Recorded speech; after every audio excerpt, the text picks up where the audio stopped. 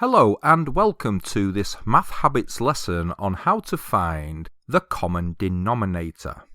We need to find the common denominator when adding and subtracting fractions, unless, of course, the denominators are already the same, in which case we just add the numerators together and put them over the denominator like this. As you can see here, the denominators are all the same, so we just add the numerators together and keep the denominator. And if we look at this other example, we have 1/5 plus 3/5 equals 4/5. The numerators 1 and 3 equal 4, and the denominator is 5, so it remains 5. But what if we had two fractions with different denominators? For example, 1/4 plus 1/2. Here, the fourth has a denominator of 4 and the half has a denominator of 2. And we know that we can never add or subtract fractions with different denominators, so we have to make the denominators the same, and this is what we call finding a common denominator. So when we look at a quarter of a whole, it could look like this, and when we look at half a whole, it can look like this.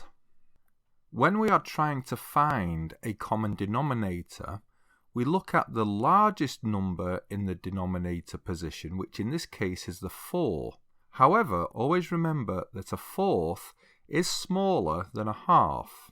But we look at the 4 and then we ask, okay, can the 2 go into 4? And in this case, yes it can.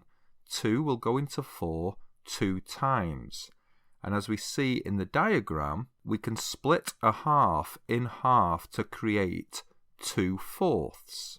So if we have 1/4 plus 2/4, our denominators are the same. And remember, 2/4 is equivalent to 1/2. Then all that is left to do is add the numerators, the numbers across the top. In this case, 1 plus 2 is 3, and we keep the denominator the same, in this case 4, so our answer is 3/4. At this point, if you'd like to review the first part of the lesson and go over it again, click pause and re-watch part 1. Otherwise, enjoy the rest of the lesson. In this part of the lesson, we are going to look at denominators that do not share a common multiple. For example, 2/3 plus 1/4. Here we can see that 4 is not a multiple of 3.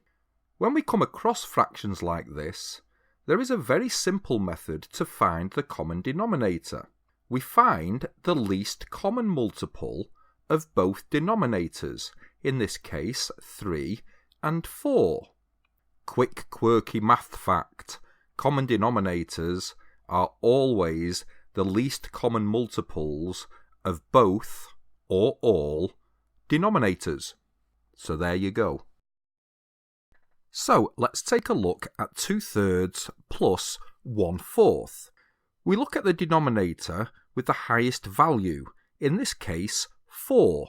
We know 3 won't divide into 4 completely, so we skip count in 4s until we get to a number that is a multiple of 3. Bingo! 12 is our least common denominator. You'll notice it is also the least common multiple of 3 and 4. Now all we have to do is follow the steps from earlier. Look to see how many 3's make 12. 4. 4 times 3 equals 12. So 4 times 2 equals 8. Remember, whatever number you multiply by the bottom, you have to multiply by the top. In this case, 4.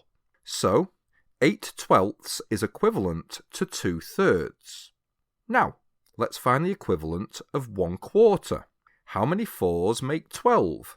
3. So 3 times 1 equals 3. 3/12 is equivalent to 1/4. Now we have 8/12 plus 3/12, which equals 11/12. Remember, we just add the numerators and the denominator stays the same. And that is it. This lesson has given you all the tools and rules you need to find the common denominator for any fraction problems involving addition or subtraction.